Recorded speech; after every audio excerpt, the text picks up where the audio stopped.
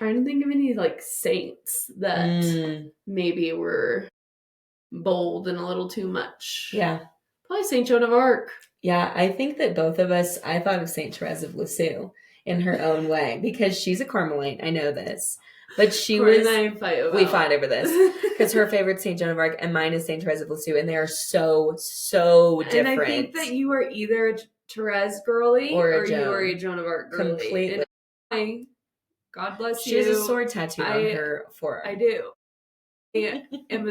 I'm a Joan of Arc girly. Mm-hmm. She is. I kind of get a little annoyed by Saint Therese, and everyone loves her. And I'm like, yeah, cool, yeah. And that's how it's genuinely, it's such a weird Catholic girl divide that we have talked about. But it's funny because I see her boldness. But they're both bold in two very different ways. Totally. Because Saint Therese is like, I'm not taking the stairs to heaven, I'm taking the elevator. Period. Love. You know? Like, that's diva. Like sassy diva. I will not, I'm not touching the stairs. That's for sure. It's way easier to go. Why would I not take the elevator? Yeah. You know?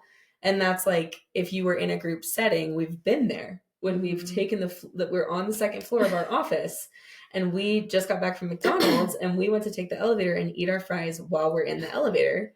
And everyone's like, come on, take the stairs. And we're like, God, no.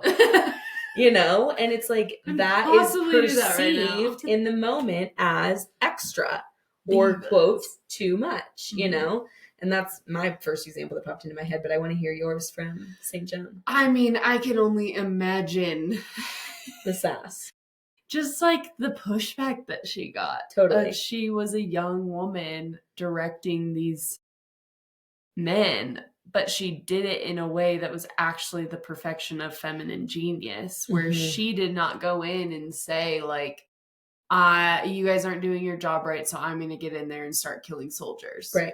She went in there and said, you guys aren't doing your job right. What are you going to do about it? Right.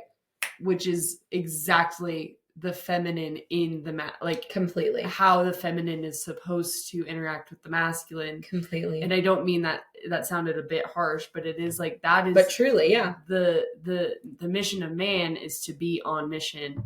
The mission of woman is to be supportive in that mission and be.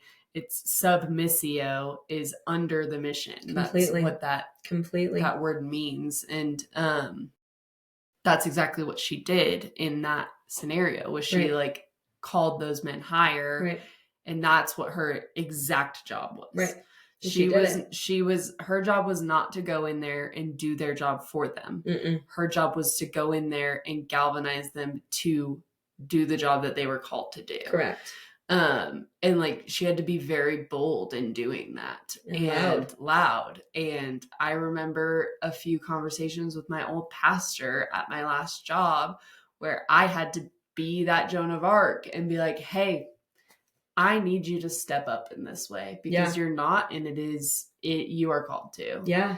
And it was met with like, at first kind of like, what? Like, whoa. And then after it kind of settled in, it was like, you know what?